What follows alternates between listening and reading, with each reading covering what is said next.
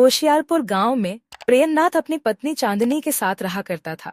प्रेमनाथ की इकलौती बेटी सोनम की कुछ ही महीनों पहले मौत हो गई थी।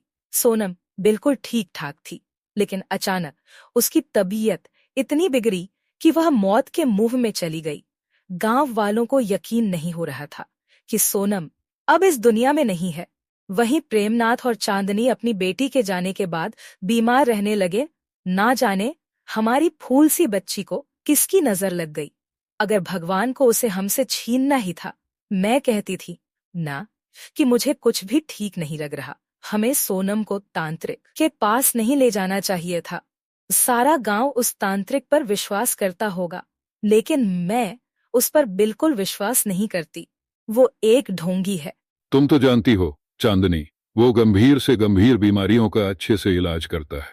लोगों पर किसी तरह का ऊपरी चक्कर हो या उसकी तबीयत ज्यादा खराब हो, उसके पास गांव का हर एक इंसान जाता है।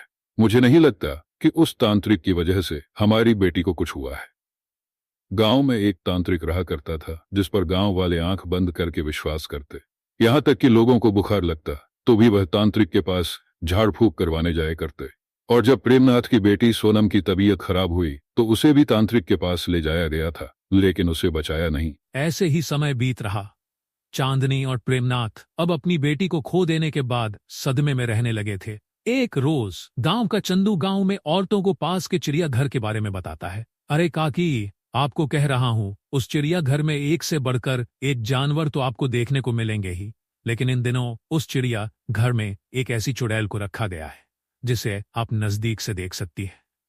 लाल लाल आंखें, उजरे हुए बाल, सफेद साड़ी, लंबे लंबे दांत। उसे देखकर आपको अपनी आंखों पर विश्वास नहीं होगा। यह तू क्या कह रहा है? किस चुड़ैल के बारे में बात कर? किस चुड़ैल के बारे में बात कर रहा है तू? अरे गांव के अधिकतर लोगों के मुंह से मैं यही सुन रही हूँ। काकी, कब तक सुनती रहोगी? यह मौका दोबारा नहीं मिलेगा कहीं। तुम अपने मरने का इंतजार तो नहीं कर रही? और क्या सोचो? अरे जी, देखो, वो मजा अलग है। मरने के बाद तुम खुद भी चुड़ैल बन जाओगी। अरे धत, कैसी बातें करता है? कल ही मैं अपने नीलेश को कहूंगी मुझे भी चुड़ैल के दर्शन करवा दे। जीते जी, आखिर मैं भी तो देखूं चुड़ैल होती कैसे है। मैंने तो अब तक फिल्मों में चुड़ैलों को देखा है, सामने से कभी नहीं देखा। तो सच तो कह रहा है ना? 100 टेका सच कह रहा हूं।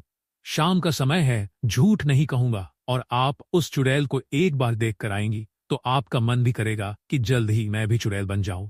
कम से कम किसी का मनोरंजन तो हो जाता है। या चप्पल खाकर जाएगा। कितनी बार कहा है तेरी माँ नहीं हूँ जो कुछ भी सुन लूंगी। चंदू रागिनी से यह कहते हुए वहां से चला जाता है। अब अगले ही दिन रागिनी उस चिड़ियाघर में जाती है जहां गांव के लोग चुड़ैल देखने जा रहे थे। उस चुड़ैल को एक पिंजरे में कैद किया गया था। बेबस से बैठी वो चुड़ैल बस सबको निहार रही थी। पिंजरे के बाहर एक ताला लटकाया गया था। ऐसा लग रहा था कि किसी शक्तिशाली चीज से उस चुड़ैल को बाहर आने से रोका जा रहा है। रागिनी उस चुड़ैल को देखकर आती है। उसके बाद गांव के लोगों में चुड़ैल को देखने का एक अलग जोश दिखता है। सुना है चिड़ियाघर में एक चुड़ैल को पिंजरे में कैद करके रखा गया है। तो तुम मुझे ये सारी बातें क्यों बता रहे हो? तुम्हें पता है ना, मेरी जीने की इच्छा भी खत्म हो चुकी है और तुम मुझे मनोरंजन की बातें बता रहे हो। अरे मैं तो अभी के अभी अपने प्राण त्याग दो, बस ऊपर वाला मुझे बुला ले। प्रेमनाथ खुद को समझाते हुए अपनी पत्नी को इस हालात से निकालना चाह रहा था और वह एक रोज अपनी पत्नी को बहला फुसलाकर चिड़ियाघर लेकर जाता है। लेकिन जब चांदनी उस चुड़ैल के पिंजरे के पास जाती है तो उसे अपनापन महसूस होता है और वह चुड़ैल, जो कि चांदनी को देखते ही रोना शुरू कर देती है, उसकी आंखों से आंसू टपक रहे थे। अजी सुनिए, ये देखिए, यह रो क्यों रही है?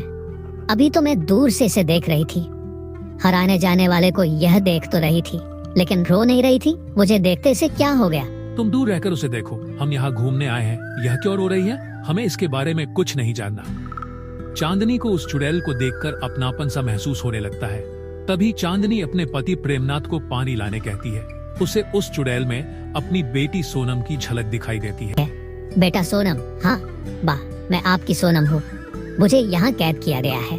ये बाहर जो लाल कपड़े में आप ताले के साथ चीजें टंगी हुई देख रही हैं ना, उसने ही मुझे इस पिंजरे से बाहर निकलने से रोक रखा है। मुझे मारा गया है। माँ, मैं बीमारी से नहीं भरी हूँ। तू मेरी बेटी सोनम है। किसने किया यह सब तेरे साथ? चंदा इतना कहती है। तभी प्रेमनाथ पानी लेकर आ जाता है और वह अपनी पत्नी को चुड़ैल के करीब देखकर उसे हाथ पकड़कर वहां से बिना कुछ सुने और समझे खींचकर घर ले आता है और उस पर खूब चीखता चिल्लाता भी है। तुम्हें मुझ पर ऐसे चिल्लाना नहीं चाहिए था। तुम मुझे वहाँ लेकर गए थे तो मुझे घूमने क्यों नहीं दे? और उस चुड़ैल से मैं कुछ पूछ रही थी। प्रेमनाथ को लगता है कि अपनी बेटी के जाने के सदमे से चंदा के दिमाग पर असर होने लगा है। वो उसे जल्द से जल्द अच्छे डॉक्टर को दिखाने के बारे में सोचने लगता है, लेकिन चंदा उस चुड़ैल के बारे में सोचने लगती है जिसमें उसे अपनी बेटी नजर आई थी और उस चुड़ैल ने भी उसे अपनी पहचान बताई, मुझे वहां जाना चाहिए। और कल सुबह होते ही मैं इनसे बिना कुछ बताए ही निकल जाऊंगी, क्योंकि मुझे अपनी बेटी को बचाना है। मेरी बेटी को एक चिड़िया घर में पिंजरे में कैद करके रखा गया है। अब तक तो मैं समझती रही उसे स्वर्ग मिल गया होगा, उसकी आत्मा को मुक्ति मिल गई होगी, लेकिन ये सब क्या है? मुझे कुछ समझ नहीं आ रहा। प्रेमनाथ अब अगली सुबह जब उठता है तो वह अपनी पत्नी चांदनी को अपने पास न देखकर परेशान हो जाता है। वह इधर उधर सब जगह देखता है, लेकिन उसे कहीं भी चांदनी नहीं मिलती। वहीं चांदनी दूसरी तरफ गांव से सीधे उस चिड़िया घर पहुंची थी, जहां वह उस चुड़ैल से मिलती है और काफी देर तक बातचीत करती है। इसके बाद वह करीब 3 घंटे बाद घर आती है। इधर प्रेमनाथ चांदनी को लेकर परेशान था। बस मैं थोड़ा घूमने निकली थी और अकेले रहना चाहती थी, तो खेतों में अकेले बैठी थी और कुछ भी नहीं। अभी मुझे आराम की जरूरत है, मैं थक गई हूँ। इतना कहकर चांदनी बैठ जाती है। वहीं दूसरी तरफ प्रेमनाथ चांदनी को पानी लाकर देता है। चांदनी बहुत परेशान लग रही थी। प्रेमनाथ उससे कुछ भी नहीं पूछता, लेकिन देर रात प्रेमनाथ देखता है कि चांदनी उठकर घर का दरवाजा खोलकर घर के बाहर जा चुकी है। प्रेमनाथ भी छुपते छुपाते उसके पीछे पीछे जाता है। प्रेमनाथ चांदनी का पीछा कर रहा होता है और चांदनी को इसकी बिल्कुल भी भनक नहीं थी। अब चांदनी उस तांत्रिक की गुफा में पहुंच चुकी थी, जहां से वह गंगाजल लेकर वहां से दूसरी तरफ निकल जाती है और यह रास्ता चिड़िया घर की तरफ जाता था। मुझे इतना तो समझ आ चुका है कि चांदनी बिल्कुल ठीक है, उसके दिमाग पर किसी तरह का असर नहीं हुआ है और जिस तरह से वो तांत्रिक की गुफा में पहुंचकर गंगा जल लेकर दूसरी तरफ जा रही है, यानी चिड़िया घर जाने वाले रास्ते से कहां जा सकती है। इतना कहकर प्रेमनाथ उल्टे पांव तांत्रिक के पास चला जाता है और तांत्रिक को सारी बातें बता देता है कि उसकी पत्नी उसकी गुफा से एक बड़ी सी चाबी चुरा कर गई है। दूसरी तरफ जब तांत्रिक और प्रेमनाथ चिड़िया घर पहुंचते हैं, तब तक चंदा चिड़िया घर के बड़े पिंजरे से उस चुड़ैल को आजाद कर चुकी थी। तुझे क्या लगता है कि तूने मुझे इस चिड़िया घर के पिंजरे में कैद कर दिया? मैं यहाँ से निकल नहीं पाऊंगी।